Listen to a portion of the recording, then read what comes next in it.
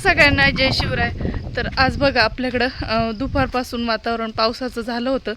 तर पण वाऱ्यामुळं वारं इतकं जबरदस्त वारं सुटलं होतं 4 वाजेपासून. तर वातावरण जे आहे ते परत जसले तसं झाले. ऊन पडले, आता 5 वाजले आणि असं वाटलं होतं की आता लगेच पाऊस एकदम जोराचा येईल, इतकं गोळा होऊन आलं होतं. तर आई त्यांचा फोन आला होता, नाशिकला पण तसंच वातावरण झालेलं होतं. तर माझं आहे ना काम चाललेलं आहे. हे जे झाडं आहे ना आपले घरासमोरचे पूर्ण याचे पेरूचे, इकडे प्राजक्ताचं झाड आहे. तर ह्या झाडांना आहे ना गोल आळं करायचे मस्त, आणि आळे करून त्याच्यामध्ये ना आपण जी स्लरी बनवली होती बागेसाठी आवनाची, तर ती स्लरी याच्यामध्ये ओतायची आहे आणि पाणी पण द्यायचं आहे. आता भरपूर दिवस झाले पाऊस, 8-1 दिवस तरी झाले असतील की पाऊस उघडून गेला आहे. त्याच्यामुळं मग पाणीच नाही झाडांना. आता 1 दिवस घातलं होतं, परत तसं पाणीच नाही. त्याच्यामुळं म्हटलं आता परत आळे करून पाणी घालू, कारण की पाणी ना टाकलं की सरळ खाली निघून जाते. तर आधी त्याला पूर्ण गोल आळं करून घेते आणि मग पाणी आणि स्लरी टाकते. माझं झालं आहे काम, झाडांना पाणी आणि खत घालून, म्हणजे स्लरी पण एवढं असं गोल आळं केलं. इकडच्या झाडाला पण आणि सगळ्याच तिकडं पण केलं आहे. तर या दोन्ही झाडांना नाही केलं, तिथं ना खूपच निबर आहे, खांदल्या जात नाही. तर इकडच्यानं करून घेतलं आणि इकडच्याला टाकले. आता त्या झाडांना पण टाकून घेते, वरूनच टाकते पाणी आणि स्लरी. खड्डं काही करत नाही, कारण की ते खांदल्या जात नाही. खुरपं वाकून गेलं पण ते खांदल्या नाही गेलं. तर इकडं मी बादली भरून घेतली, तर पाणी टाकून घेऊ. तर त्यांचं चाललंय शेळ्यांचं आणि गोऱ्याचं चारा पाणी, आणि माझं हे काम चाललंय.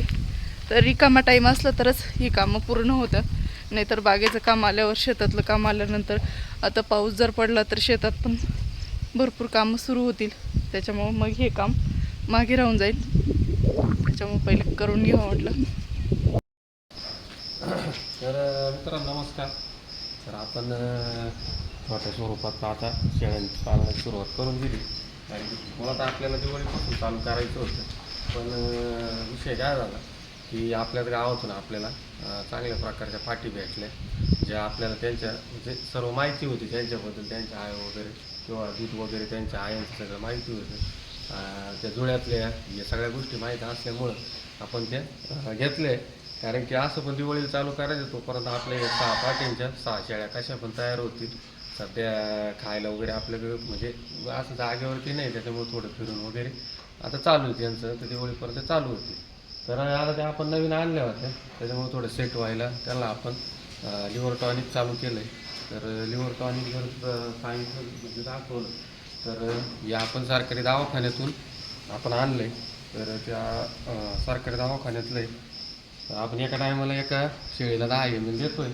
आता ते मुळं सकाळी द्यायला पाहिजे, सकाळी वेळ नव्हता, त्याच्यामुळे आता आपण संध्याकाळी त्यांना ते लिव्हर टॉनिक देतो आहे. तर अशा पद्धतीने शिरीने 10 ml एवढी भरून आणि त्यांना ती द्यायची. एक 10-12 दिवस आपण ते देऊ, त्याच्यानंतर बंद केलं तरी चालत आहे, तोपर्यंत पूर्ण सेट होती. त्याच्यामुळं आता काय होतं की नवीन जागा, त्याच्यानंतर थोडा चाऱ्याचा वगैरे त्याचा बदल झाल्यामुळं जणू स्ट्रेसमध्ये येतं वातावरणामुळं. त्याच्यामुळे मग लिव्हर टॉनिक असलं की ते वागूळ वगैरे व्यवस्थित करतं आणि तब्येत वगैरे व्यवस्थित राहते. आणल्यापासून तर आता त्यांच्या तब्येतीत बराचसाच बदल झाला, कारण की आपण पण तिथं पण मोकळ्या होत्या, त्याच्यामुळं आपण पण त्यांना थोडं मोकळंच हे करतो आहे, जेणेकरून ते व्यवस्थित सेट होतील. नंतर त्यात मेथी घास वगैरे, मुरघास वगैरे आपण भरणार आहे आणि मोठ्या प्रमाणातच आपल्याला ते चालू करायचे. फक्त सध्या एक सुरुवात आपण करून दिली चांगल्या पाठी भेटल्यामुळं, आणि आता हळूहळू आपल्याला ते याच्यात मोठ्या स्वरूपात करायचं आहे.